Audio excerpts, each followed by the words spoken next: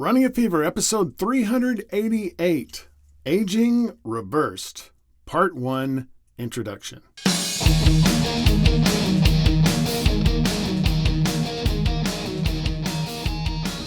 Welcome to Running a Fever. I'm Michael Davis. This is a podcast about fitness, diet, and medicine.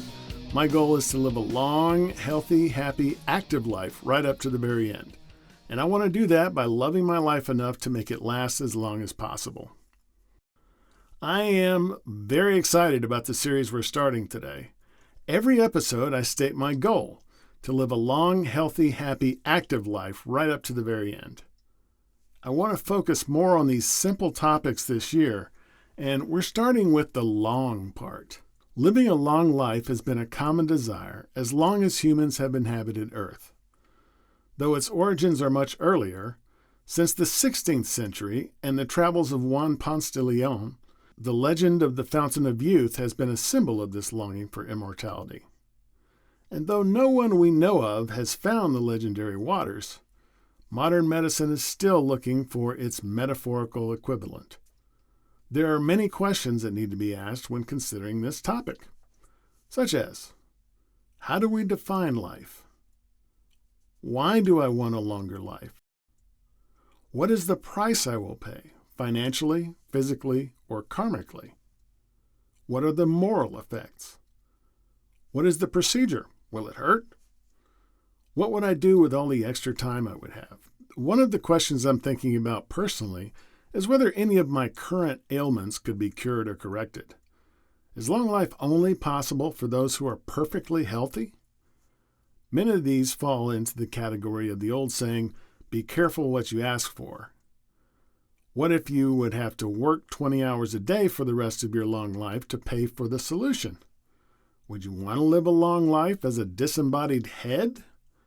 The possibilities can get even more unpleasant than that. I'll let your imagination take you there. But it does remind me of a book I read by Ray Kurzweil called Fantastic Voyage, Live Long Enough to Live Forever, in which he gives an explanation mainly aimed at baby boomers of ways to live just a little longer until the biological technology solves all the problems that keep us from living forever. For example, developing more artificial organs and limbs. And I've already used material from another book by Dale E. Breedenson called The End of Alzheimer's, the first program to prevent and reverse cognitive decline. See episode 227 in the Dementia series. Breedenson claims to have a program to prevent and even reverse Alzheimer's disease, which is something I would worry about getting if I was going to live forever.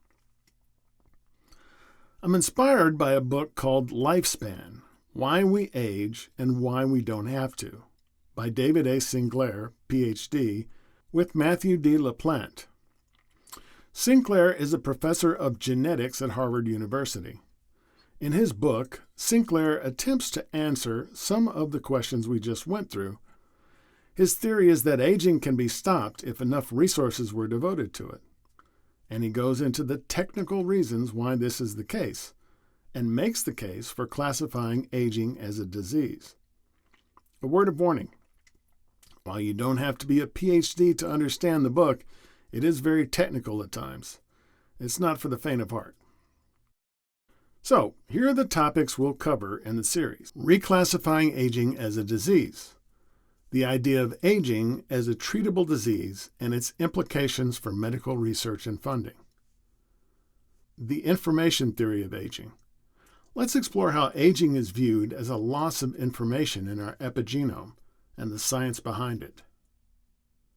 Longevity genes. In this episode, we'll delve into the roles of sirtuins, NAD, and other longevity genes in extending lifespan. Calorie restriction and fasting. We'll discuss the benefits of calorie restriction and intermittent fasting on longevity. Exercise and longevity.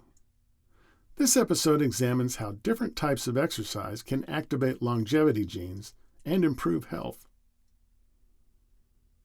Cold and heat exposure. We discuss the benefits of exposing the body to less than comfortable temperatures for longevity. Future medicines and technologies. We'll look into emerging drugs and technologies that could extend lifespan, such as NAD boosters and senolytics. Ethical and social implications of extended lifespan. Here we consider the societal impacts of people living significantly longer lives, including economic and political challenges.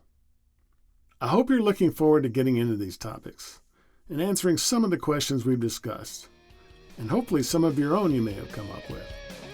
Until then, if you have the fever, keep it burning, and if you don't, catch the fever, and I will see you next time on Running a Fever.